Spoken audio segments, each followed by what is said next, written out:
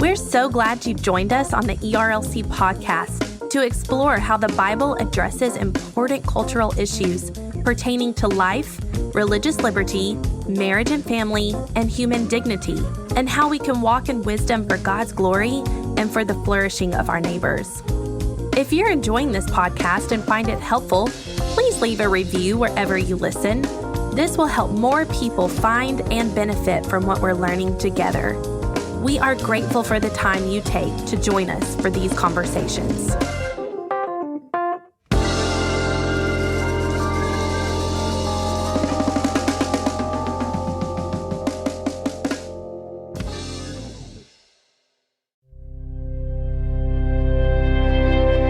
Adoption, foster care, and special needs are all important areas that affect many families and, as a result, many churches. Kelly Rosati moderates a panel discussion on these topics between Lynnette Ezell, Herbie Newell, Palmer Williams, and Zack Pruitt at our national conference. Let's listen to their discussion now.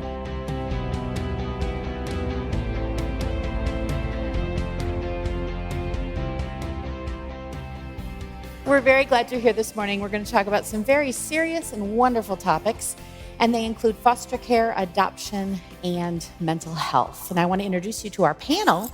To my immediate left is Zack Pruitt, who is an attorney for the Alliance Defending Freedom, and he works on issues around adoption in state legislatures across the country and at the federal level. So we're very glad to have him.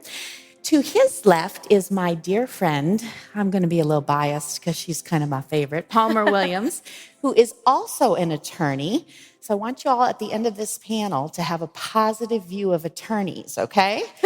I'm one too, but Palmer has had incredible experience in international human rights issues, in trafficking. She and her husband run their own consulting company, and they do work for the ERLC, providing very valuable insight. She also has a passion and personal experience around adoption and orphan care, and I know you're going to enjoy hearing from Palmer.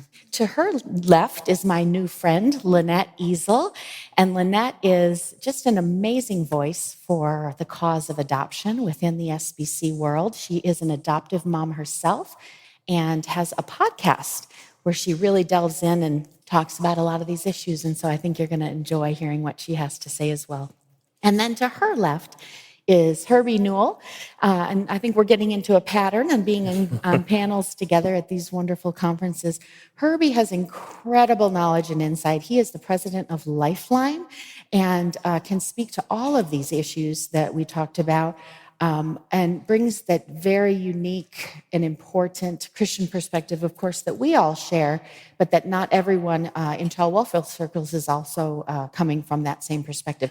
So let's delve right in. And I think, actually, Herbie, I'd like to come to you first. Would you tell us about Lifeline's work in adoption, but then also what you do in foster care and caring for families in crisis, kind of getting upstream, and then how you equip churches to meet those needs in your community?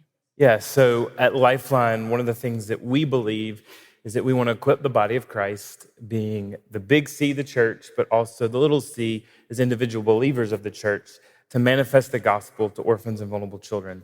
And so we really believe that we want to equip and wrap around families, and it's not just a one-time equipping and then placing, but it's a lifetime journey. And so even as we've been here, one of the things that just warmed my heart is a family came up and said that they had used the services of Lifeline and they were past all their post-adoption reports, and an issue came up with their child, and they called thinking we wouldn't respond. And we're like, oh, thank you for calling. We'd love to help you. And so we really want to walk families through that process, but we also want to equip churches to be the wraparound support as well, because we understand as a ministry that our shelf life is not very long, but the church's shelf life is extremely long. As a matter of fact, we have the promise that the church will always be there. And so when we look at adoption, but then also your second part of your question, foster care, we really believe that it's our role to equip the church to wrap around children in foster care.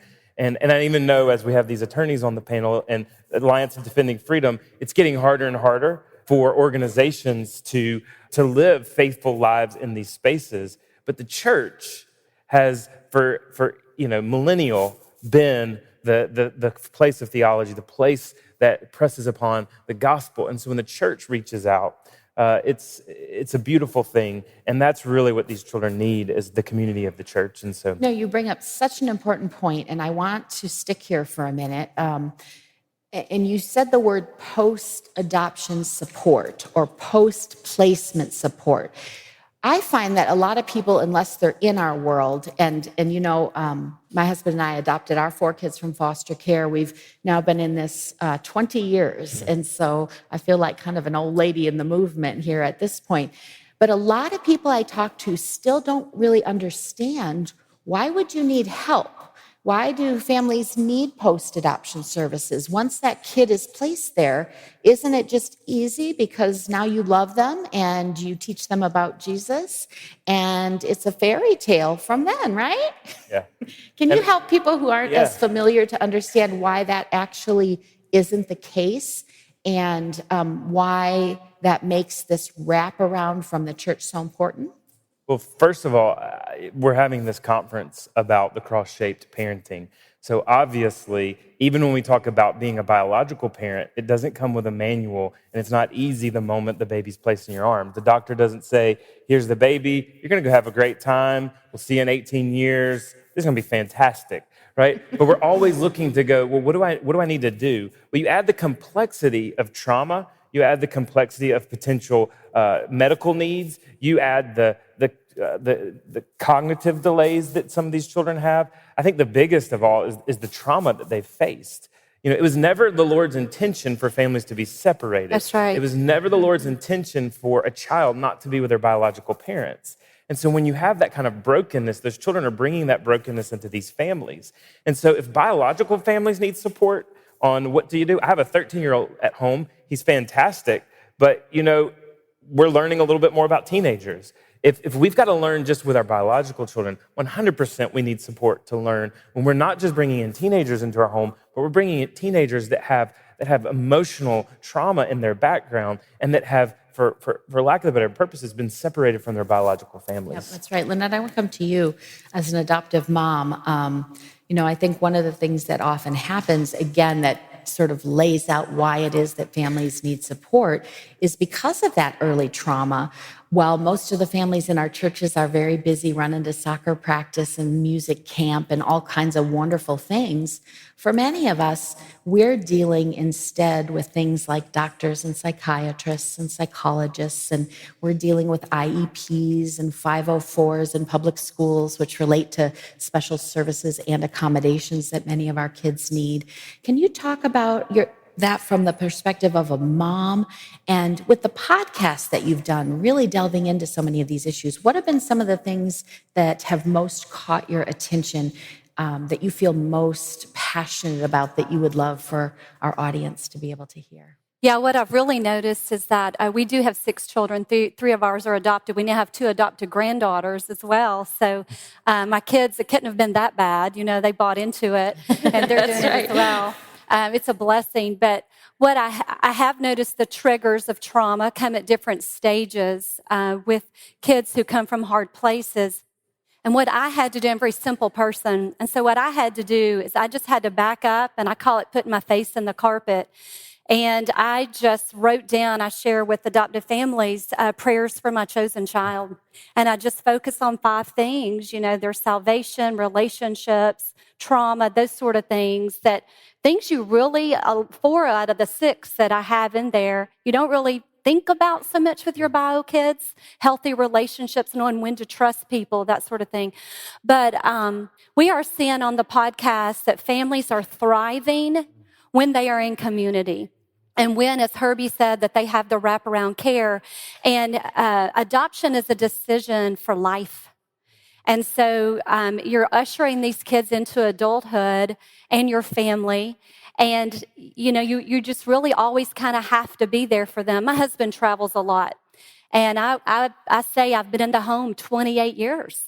I would love to travel and go and do, but I just felt the call. I was just talking with Dr. Moore. If we pull back, I noticed in my home, if I pulled back and was gone 3 or 4 days, one of mine would be 6 weeks behind in school. And so I just said, Lord, give me a contentment. And I have absolutely adored and loved getting to know these incredible people the Lord's put in my life that are my children. And I don't want to miss that time with them. So the trauma in their life, we've handled through prayer and then just really reaching out. I don't want to be a mom that's too prideful that I don't get help. Yes. And so that's something that I have just, Kevin and I have stood on, that we need help. We got to get help. And just be honest about it. I think in the church, it's time to kind of drop all that and say, hey, we're struggling and we need some help. And the church is God's, as Herbie said, God's plan A to love these 500,000 orphans as far as our foster children in North America. We have one county in Georgia that started with like 35 foster kids, and in 18 months, we have 400. Mm-hmm. Small little county in Georgia, we have 40 beds. So the landscape of adoption and foster care has got to change within the church. Absolutely. Let's paint a little bit of a context for those of you who may not be that familiar with foster care in the United States. We have approximately 500,000 Yes. children in the U.S. that are in foster care because of abuse or neglect or abandonment. Of course, the primary goal of really everyone involved in foster care, absent a very exigent circumstance, is for kids to be able to be reunited and for families to be Yes. able to stay together and to be healthy. But when that is not able to happen, when birth families are either unable or unwilling to do what they need to do to adjust to have a safe family home, the child then becomes essentially, for all legal purposes, a child of the government entity. So a child of the state or of the county.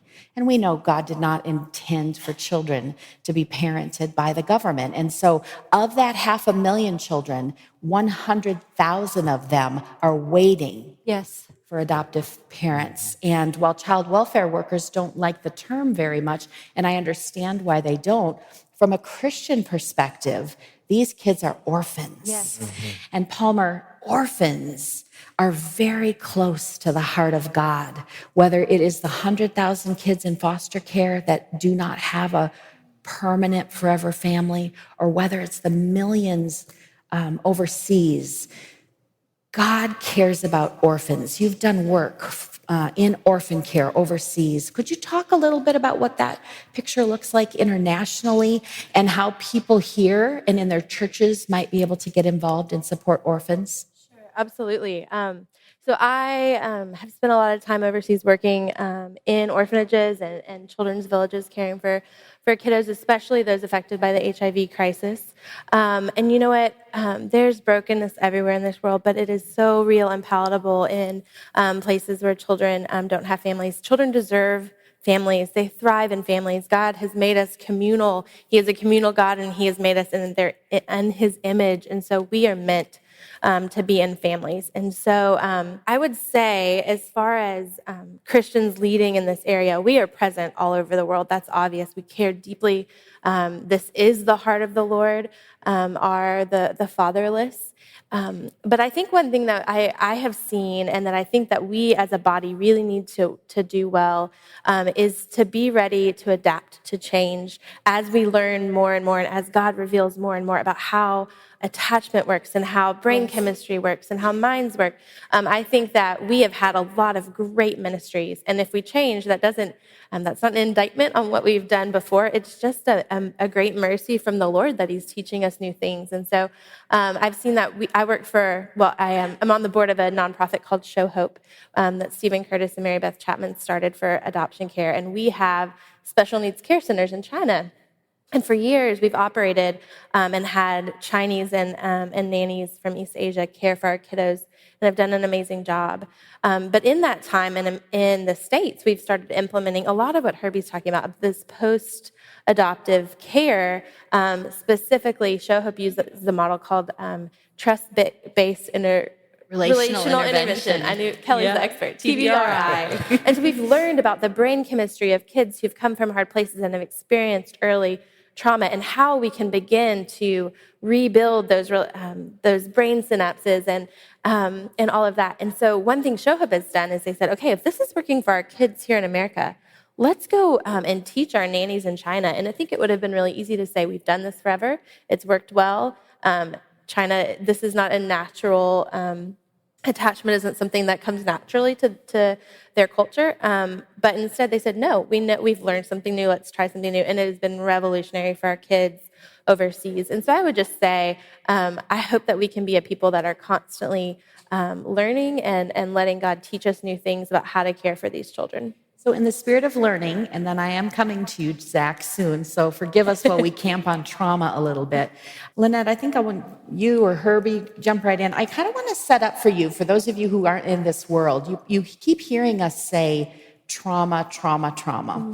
And what Palmer just said is that trauma changes the brain of a small child who has been abused. And so their behaviors and what's happening with them is going to look different from a typically developing child. And I want to give you just a simple example to help understand this and have one or both of you weigh in. Explain the difference between a typically developing child who just really loves dessert, and so they steal the candy. And no matter how many times you talk to them about what the Bible says about stealing, they're still stealing the candy. And so there would be one approach for that. But then for another child, they're going to do the exact same behavior and steal the candy. But this child never had enough food to eat. That's right. And experienced a trauma. And so I would like one or both of you, if you would, to kind of jump in and explain why those are different situations and why, as Christian parents, with the discernment of the Holy Spirit, you need to treat them differently. Lynnette, let's start with you from the mama's perspective and then jump over to It's funny Herbie. you started with the candy, because we adopted a 1-year-old, 3-year-old, and then a 12-year-old. And we tell everyone we adopted Aladdin, and we really did. Just think about that if you've seen Aladdin. So we did adopt him, and he's a survivor. He's a street survivor. So what I did, food was an issue, and I didn't do this with my 3 older kids. We didn't live this way, but I put food all over the home and just dropped that, because those brains come and they stay in the upstairs brain. So they're flight, or fight mode at all times. And it was months before our son could settle down and sleep. His body wasn't tense, that he could rest, that he knew he was safe. Because for 12 years, he was taking care of himself. And so the brain stays in that mode. It's survival. There's not enough food. I'll be hurt in the morning. Someone's going to come in my room in the middle of the night. And so it took a long, long time to get that to just kind of calm down. So I'm not going to die over the hill over a piece of candy, right? Yes. That's just not going to be an issue.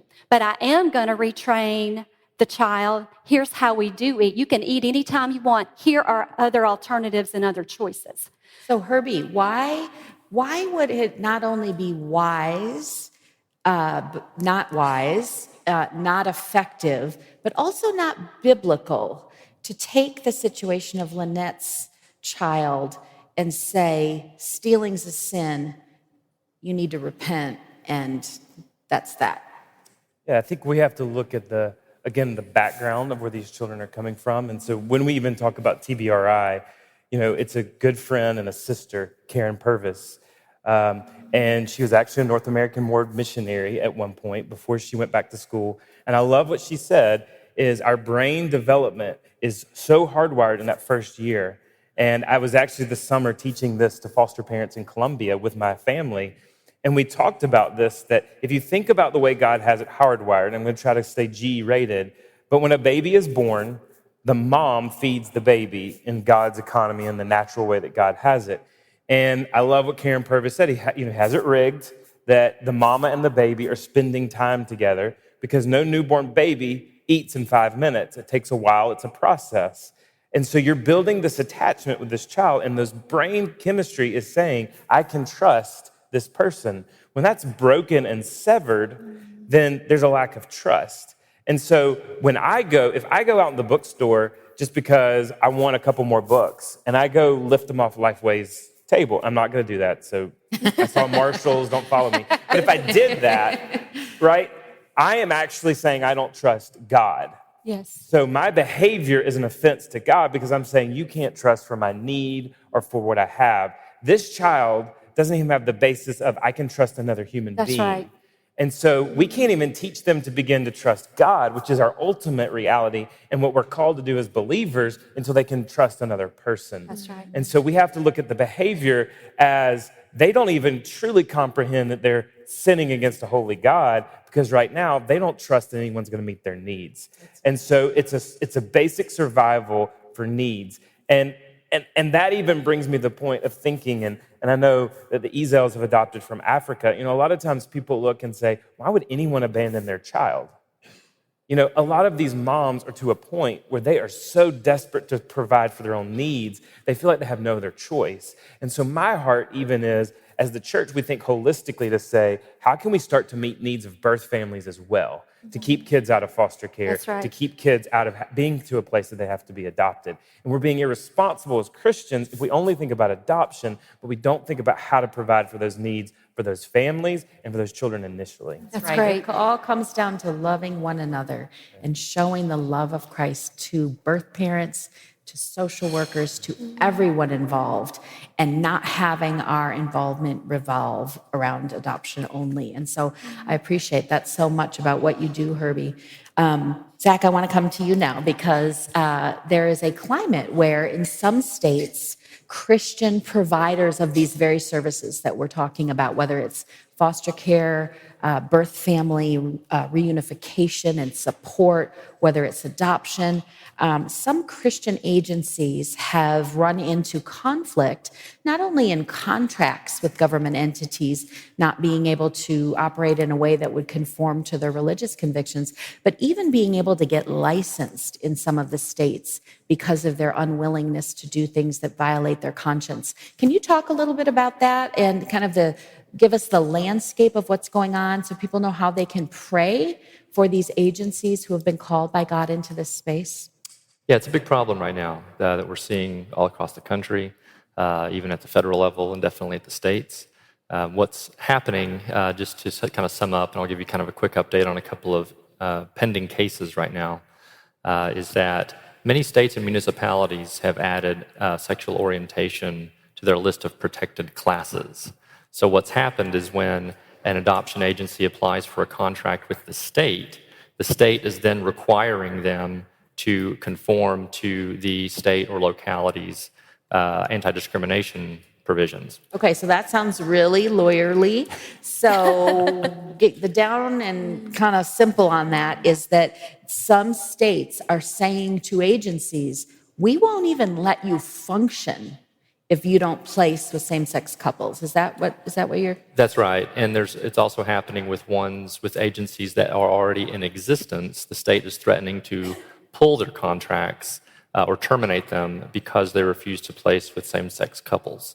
So we're seeing there's a lawsuit in Michigan and also in Pennsylvania right now dealing with this exact same thing. We're working on those lawsuits as well as legislation to try to proactively protect adoption agencies in state legislatures as well as in the federal.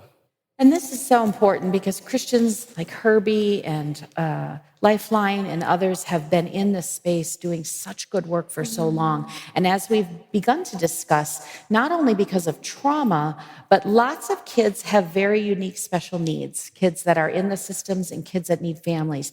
Palmer, you have a fair amount of experience with family members with special needs. And I wonder if you could share how the dignity of human life shapes the way you think about people with special needs made in the image of God, and how we all can do a better job understanding those and supporting not only individuals with special needs, but the families that they are part of. Sure, absolutely.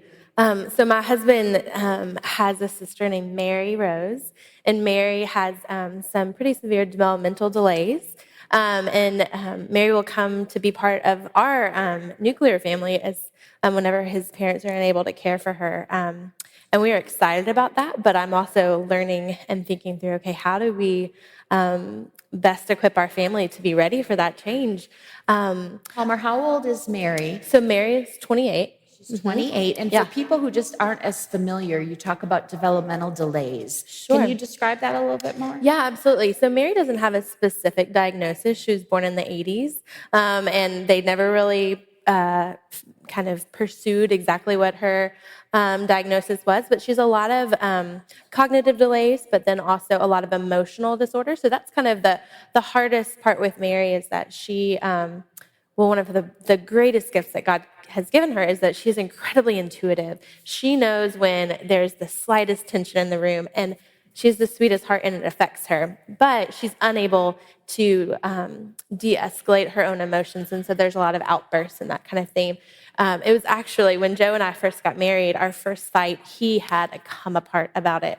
And I realized, because his family, there was no conflict, because Mary couldn't handle conflict. And so they dealt with it very quickly. And my family is just more of we're going to get in there and have a good row. And so we had to learn about that in our own marriage. But I will say, I think one of the beautiful things about Mary, and I experienced this in my own life, I was in a car accident when I was 8 years old, and so I have a spinal cord injury.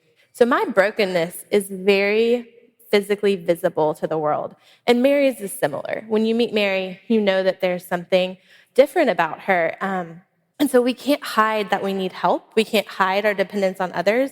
And I think that is a huge blessing from the Lord. I'm a fiercely independent girl, but I think the Lord knew I needed to trust others. And so Mary and I get, in different ways, but we get to ask for help and depend on others. And I think that's something beautiful that I'm excited that I have 2 little boys, and they get to see what it looks like to not buy into the world that we have to be independent, but that we get to rely on each other. And it's not easy. I'm still figuring out exactly what that looks like, and how to love Mary best, especially when I have toddlers who love conflict. So we navigate that all the time, but I feel very blessed. I will say one of the biggest challenges that I've seen our family have to go through is just church life. Mary's parents, my in-laws, can't sit in church unless they have a class that is equipped, or people within the Sunday school class that are equipped to help care for Mary and her needs.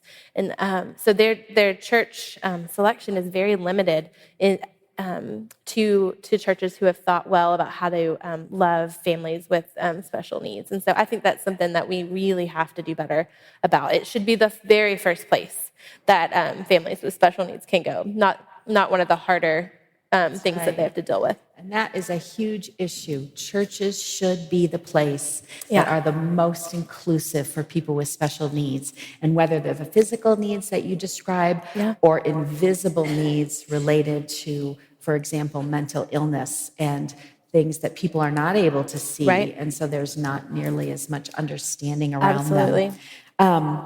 I want to turn a page just real quick here as we get ready to close. Lynnette, would you talk about the NAMB's efforts around foster care and adoption? I've been very excited to hear about this initiative and the goals and the passions I think that have driven this. Can you describe that for everyone? Yeah, at the North American Mission Board, we're just really wanting to engage the local church, start at the local church, as Herbie was saying, and one small way that we've done it, we focus on Stand Sunday in November, and we offer resources.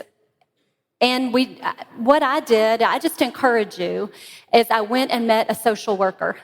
I go to your local DFACS office. They have high needs, and just meet them. And my world was changed on a dime when one leaned across from me. I was talking to her, and we were the same age. How can I help you? She'd been doing this 25 years, which is unheard of. They don't usually make it that long. And she just said, Lynnette, let me just tell you something. These kids in foster care, the only time they hear the name Jesus is when someone's swearing. They don't know who your God is. That's 500,000 kids in North America. So what I just started doing with a friend, her husband's with Sin Relief, a part of the North American Mission Board, and that's the branch that works with foster and adoption. We just started a ministry called Restoring Dignity. It's on Instagram. I'd love to help you. And we get a brand new duffel bag with a week's worth of new clothing, a copy of God's Word, a letter of hope, things for comfort, for trauma, and we get that into those child's hands in North Georgia, and we're just spreading out to other areas when they're placed into care. And so that's one simple way. And then partnering with Lifeline in place, and, things like that. And we also offer financial help to people in ministry who want to adopt. Just so important. And I hope what everyone can take away from that message is not everyone is called to be an adoptive That's parent. right. Not everyone is necessarily called into foster care, but we are all called as followers of Christ to care. Yes. That this is happening in our own communities, and to pray and ask God to show us how we might be involved, whether it's supporting a family, as they've described to us today, that's in this and has a child from foster care or has adopted, or whether it's getting involved in the NAMB's program and just diving in, because the need is great. Herbie, I want to come back to you and ask you to kind of close our time out today talking about prayer needs, because I think we all know, being in the midst of this, that there's such a spiritual battle is involved as well, and that the enemy has come to steal, kill, and destroy these children that we've talked about today. But Jesus has come that they would have life and have it to the full. So how can we do a better job even in praying around this topic? Yeah, I think prayer is vital. And I love what Palmer said about how there are needs that are more visible. So today we know that the folks in the Florida Panhandle need prayer because it's visible. But what we don't realize is that families that are in adoption and foster care are bringing trauma into their home, and it's in some regards like a mini hurricane in their home every day. Mm-hmm. And they're experiencing loss in some regards every day. They or their children are experiencing loss. So we need to pray, and we need to wrestle in prayer for these families, and we need to be committed. And I don't mean this politically, but when you look at Acts, what does the church become? It becomes socialism, where in a sense, Acts 2, Acts 4, the gospel is preached and all people have all things together, and the church is coming in and sharing their resources and wrestling in prayer with each other and coming alongside and supporting. And one of the greatest ways we can support anyone is not with our pocketbook, but is by our God and going to him and pleading on their behalf. And so we need to plead on behalf of these children that don't have homes yet, and we need to plead on behalf of these families who've taken the step to say, Absolutely. I'm going to bring these children in my home. And it seems trite, but it's so true. Yeah. And if we are God's people and truly saying we recognize the power is in him, then we go to where the power source is. That's right. I don't plug in a lamp into thin air and think it's going to come on. I plug into the power source. And so as believers, we have the greatest power source, and we need to wrestle in prayer for our fellow brothers and sisters who are fostering and adopting, and these children who do not yet have a home. Give our panel a hand, and we thank you for your time.